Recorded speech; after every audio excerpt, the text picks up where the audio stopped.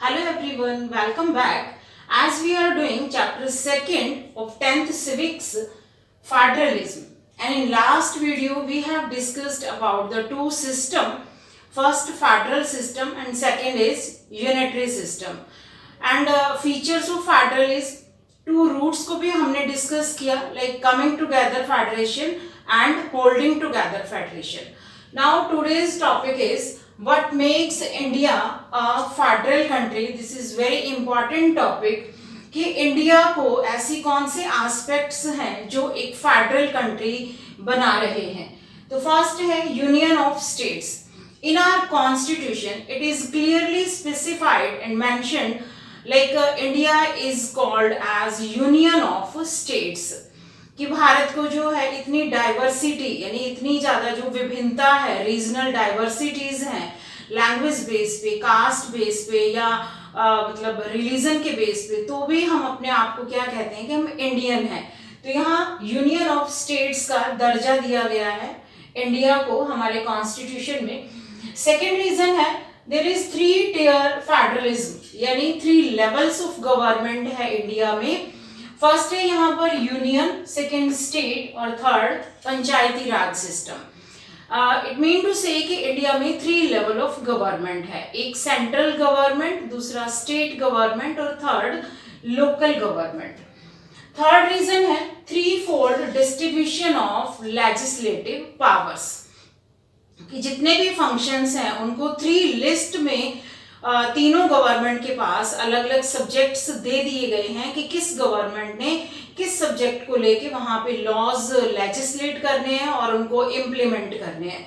तो ये 3 लिस्ट्स कौन सी हैं? फर्स्ट है यूनियन लिस्ट जिसमें ऑलमोस्ट 97 सब्जेक्ट्स हैं. सेकेंड स्टेट लिस्ट 66 सब्जेक्ट्स हैं स्टेट लिस्ट में. थर्ड कंकरेंट लिस्ट, इसमें 47 सब्जेक्ट्स हैं. Okay, now let's discuss about these lists. First है यूनियन लिस्ट. कि यूनियन लिस्ट में जो भी सब्जेक्ट्स गिवन हैं तो उनसे रिलेटेड लॉज मेंटेनिंग का काम कौन करेगा? सेंट्रल गवर्नमेंट करेगी. यानी हमारी जो यूनियन लेवल पर जो गवर्नमेंट है, नेशनल गवर्नमेंट, सेंट्रल गवर्नमेंट, वो उनसे रिलेटेड कानून बनाने का काम करेगी. और ये जो सब्जेक्ट्स हैं ये सब्जेक्ट नेशनल इंपॉर्टेंस है यानी नेशनल इंटरेस्ट है. पूरे देश के उन लोगों से रिलेटेड जो हित है, जो इंटरेस्ट जुड़े हुए हैं, वो आते हैं हमारे इस यूनियन लिस्ट में. फॉर एग्जांपल डिफेंस या फॉरेन अफेयर्स, करेंसी को लेके, तो ऐसे बहुत सारे सब्जेक्ट्स हैं जिनसे रिलेटेड सारे लॉज मेंटेनिंग का काम हमारी सेंट्रल गवर्नमेंट करती है. सेकेंड है स्टेट लिस्ट जिसमें 66 सब्जेक्ट्स हैं और ये सारे सब्जेक्ट्स उस स्टेट के इंटरेस्ट के हैं, उस स्टेट के या वहाँ का जो लोकल एरिया है वहाँ के लोगों के इंटरेस्ट को लेकर हैं. लाइक ट्रेड, एग्रीकल्चर, कि उस स्टेट की गवर्नमेंट ही देखेगी कि हमारी स्टेट में एग्रीकल्चर को कैसे प्रमोट करना है, ट्रेड को कैसे बढ़ाना है. तो ये सारे मुद्दे जो हैं वो वहाँ की स्टेट गवर्नमेंट के अंडर में होंगे. थर्ड है कंकरेंट लिस्ट जिसमें 47 सब्जेक्ट्स हैं. कंकरेंट लिस्ट जैसे नेम से ही पता चल रहा है कि कॉमन इंटरेस्ट्स हैं. इसमें दोनों ही लेवल की गवर्नमेंट इनसे रिलेटेड जो भी सब्जेक्ट्स हैं उनके लॉज बनाने का काम करेंगी. कॉमन इंटरेस्ट है लाइक एजुकेशन, मैरिज, अडॉप्शन. तो इन सारे टॉपिक्स को लेके दोनों गवर्नमेंट्स के पास इक्वल पावर है कि वो दोनों ही गवर्नमेंट इनको लेके जो है लॉ मेंटेनिंग का, लॉ इम्प्लीमेंट का, लॉज को लेजिस्लेट करने का काम करेंगी. तो ये 3 लिस्ट इस चैप्टर में बहुत इंपॉर्टेंट है. इस पे एग्जाम में मोस्टली पूछ लेते हैं 1 मार्क में भी और 3 मार्क्स में भी. नेक्स्ट है रेजिड्यूरी सब्जेक्ट्स. अब ऐसे सब्जेक्ट्स जो इन तीनों लिस्ट्स में नहीं है, जो हमारे कॉन्स्टिट्यूशन के मतलब इफेक्ट में आने के बाद कुछ ऐसे सब्जेक्ट्स हमारे सामने आए जो इन तीनों ही लिस्ट में मेंशन्ड नहीं है, तो उनको कहा गया यहाँ पे residuary subjects. Like computer software, ठीक है, उसका जो है इन तीनों लिस्ट में कहीं भी कोई जिक्र नहीं है. बट ये कॉन्स्टिट्यूशन जब इफेक्ट में आया उसके बाद ये सब्जेक्ट हमारे सामने आया कंप्यूटर सॉफ्टवेयर का, और इससे रिलेटेड लॉज बनाने का काम यूनियन गवर्नमेंट करती है, यानी हमारी central government has the power to legislate these laws, कि जितने भी रेजिड्यूरी सब्जेक्ट्स हैं उनसे रिलेटेड लॉज हमारी सेंट्रल गवर्नमेंट बनाएगी। ओके, नेक्स्ट है यहाँ पर यूनियन टेरिटरीज। अब जैसे हमने डिस्कस किया था कि इंडिया में होल्डिंग टुगेदर फेडरेशन है, कि सेंट्रल गवर्नमेंट जो है वो स्टेट गवर्नमेंट से कुछ ज़्यादा पावरफुल है और सभी स्टेट्स के पास भी यहाँ पे इक्वल पावर नहीं है। तो ये जब हमारा कॉन्स्टिट्यूशन लागू हुआ तब यही सारा प्रावधान था, यही प्रोविजन था कि स्टेट्स के पास इक्वल पावर, मतलब सभी स्टेट्स के पास एक जैसी पावर्स नहीं है। तो उस समय जो एक्ट था 370, तो उसके अंडर में क्या था, जम्मू कश्मीर के पास कुछ स्पेशल प्रिविलेजेस थे, कुछ स्पेशल प्रोविजंस थे, स्पेशल पावर्स थी। बट अभी रिसेंटली जब ये एक्ट 370 रिमूव हो गया है तो जम्मू कश्मीर के वो स्पेशल प्रोविजंस या स्पेशल जो प्रिविलेजेस थे वो भी रिमूव हो चुके हैं। इसके अलावा कुछ यूनियन टेरिटरीज हैं, यूनियन टेरिटरीज की उनका एरिया अदर स्टेट से कुछ स्मॉल है, कि अपने आप को वो स्टेट के लायक नहीं है, कि स्टेट नहीं है, एक राज्य नहीं है वो, और उनका डायरेक्ट कंट्रोल सेंट्रल गवर्नमेंट के अंडर में है, यानी उन यूनियन टेरिटरीज की अपनी कोई गवर्नमेंट नहीं है। These UTs don't have the power of a state, यानी एक स्टेट जैसे इनके पास पावर नहीं है। And the central government run these areas, कि जितने भी 7 इंडिया में यूनियन टेरिटरीज है तो उनको लुक आफ्टर करने का काम जो है हमारी सेंट्रल गवर्नमेंट करती है। And these areas are too small to become a state, ये जो यूनियन टेरिटरीज है अपने आप में बहुत ही स्मॉलर एरिया है, कि एक स्टेट नहीं कहलाती वो यूनियन टेरिटरीज है, यानी केंद्र शासित ऐसे राज्य हैं, like Chandigarh, Delhi, Daman and Diu, Dadra and Nagar Haveli, Puducherry, Andaman and Nicobar island, तो ये सारे हमारे यहाँ पर यूनियन टेरिटरीज हैं। नेक्स्ट है हमारा टॉपिक कि पावर शेयरिंग जो अरेंजमेंट है हमारी कंट्री में, लाइक जो डिफरेंट लेवल्स ऑफ गवर्नमेंट है उनके पास जो पावर्स हैं, सेंट्रल गवर्नमेंट जो पूरी कंट्रीज को लुक आफ्टर करती है, स्टेट गवर्नमेंट अपनी अपनी स्टेट को लुक आफ्टर करेंगे, और लोकल गवर्नमेंट उनका एक लिमिटेड सा दायरा है कि वो अपने लोकल एरियाज को वहाँ पर लोगों के वेलफेयर के लिए काम करेंगे। और इसके अलावा जो हमारा मतलब एक वर्टिकल पावर शेयरिंग हुआ डिफरेंट लेवल, और दूसरा जो है यहाँ पर हॉरिजॉन्टल पावर शेयरिंग, कि जिसमें लेजिस्लेचर, एग्जीक्यूटिव और जुडिशरी के पास भी पावर्स हैं।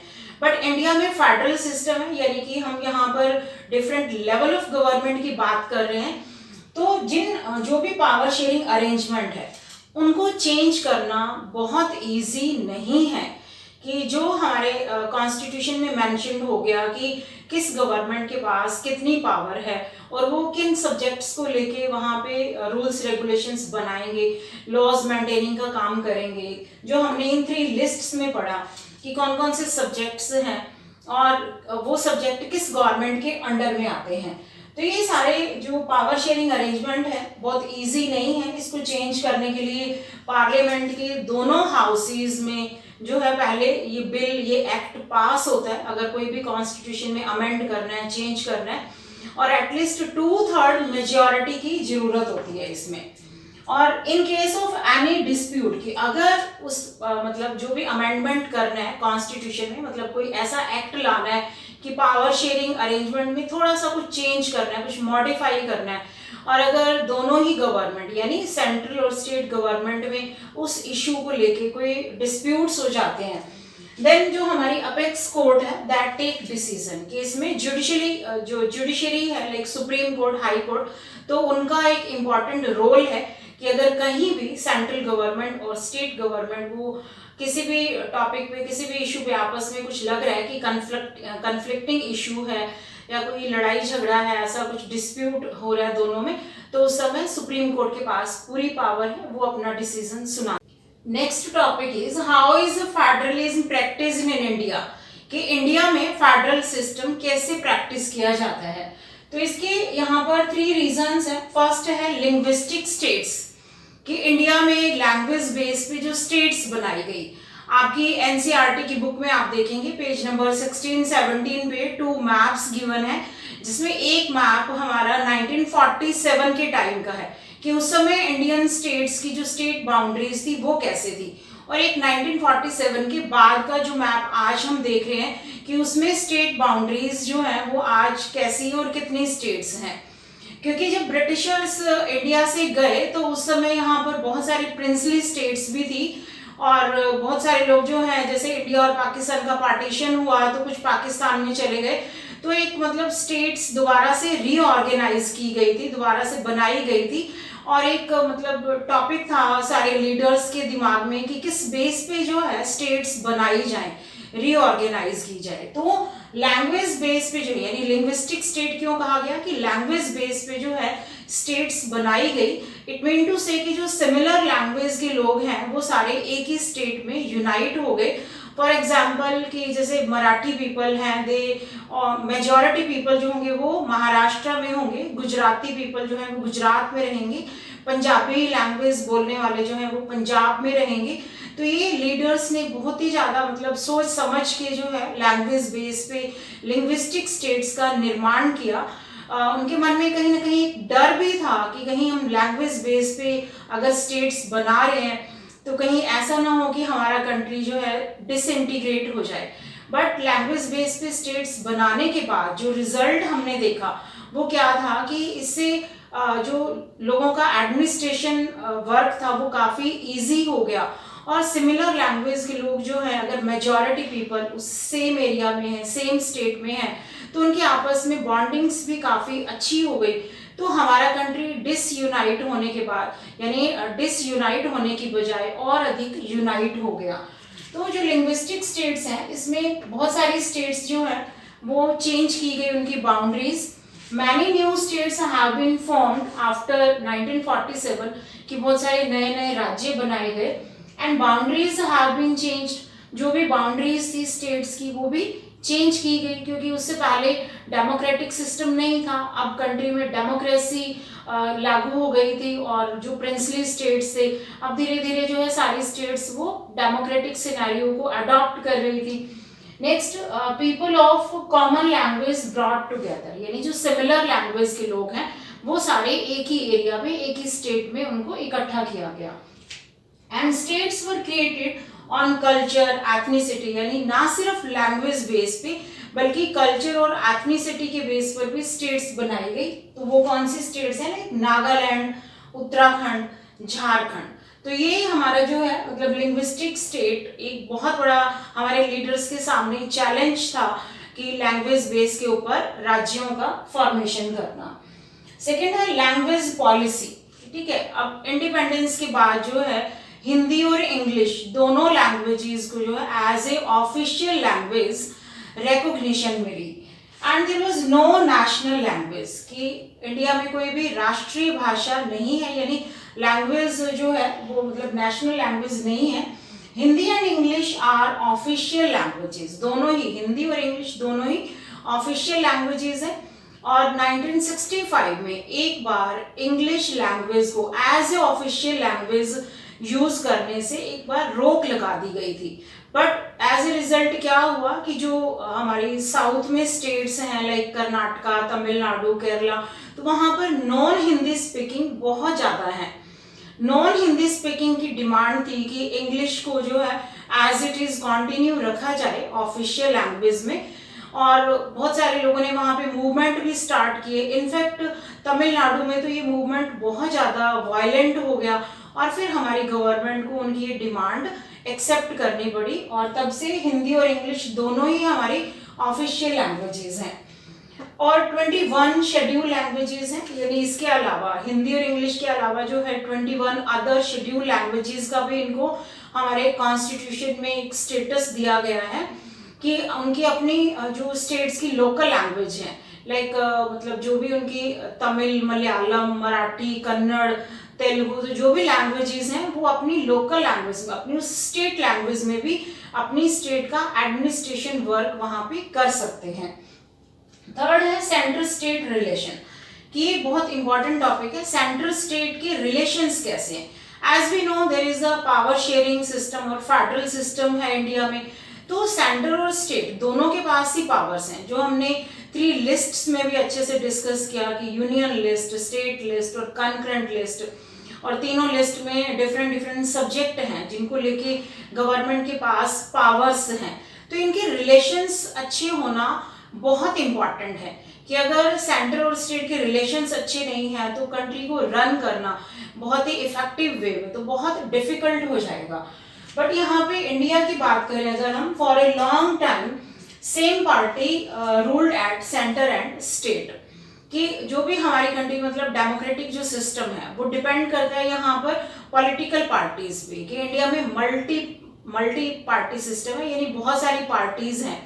बट इंडिपेंडेंस के बाद एक मतलब सिंगल पार्टी का एरा रहा। सिंगल पार्टी ने बहुत लॉन्ग पीरियड तक सेंटर और स्टेट पे रूल किया, यानी सेंटर पे और स्टेट पे जो है एक ही पार्टी का डोमिनेंस रहा।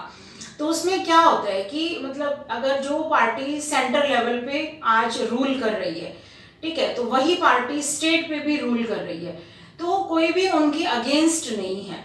स्टेट अगर मतलब स्टेट लेवल की जो गवर्नमेंट है अगर उनकी डिमांड्स भी फुलफिल नहीं हो रही हैं तो भी वो उनके अगेंस्ट में कुछ आवाज नहीं उठा सकते, क्योंकि दोनों पार्टीज सेम है, ठीक है। बट 1990 के बाद जो है, जब एक सिंगल पार्टी को क्लियर मेजॉरिटी नहीं मिली, यानी एक पार्टी को बहुमत नहीं मिला, तो सरकार बनाने के लिए बहुत सारी पार्टीज को मर्ज करना पड़ा, इकट्ठा करना पड़ा, जिसको हम कहते हैं कोलिशन गवर्नमेंट, यानी गठबंधन की सरकार। तो लॉन्ग पीरियड तक जब एक ही पार्टी का रूल रहा, then state governments didn't exercise their rights, कि फेडरल सिस्टम है, फिर भी फेडरल सिस्टम होने के बावजूद भी स्टेट गवर्नमेंट्स अपने अधिकारों को प्रॉपर मैनर में एक्सरसाइज नहीं कर पा रही हैं। But after 1990 rise of regional political parties, 1990 के बाद ये सिनेरियो कंप्लीटली चेंज हो गया। अब जो है रीजनल लेवल पे यानी स्टेट लेवल पर भी बहुत सारी नई नई पार्टीज बन गई थी, न्यू पार्टीज की फॉर्मेशन हुई। इसके अलावा कॉलिजन गवर्नमेंट का एक बिगनिंग हो गई थी, एक पीरियड स्टार्ट हो गया था कॉलिजन गवर्नमेंट यानी गठबंधन की सरकार का।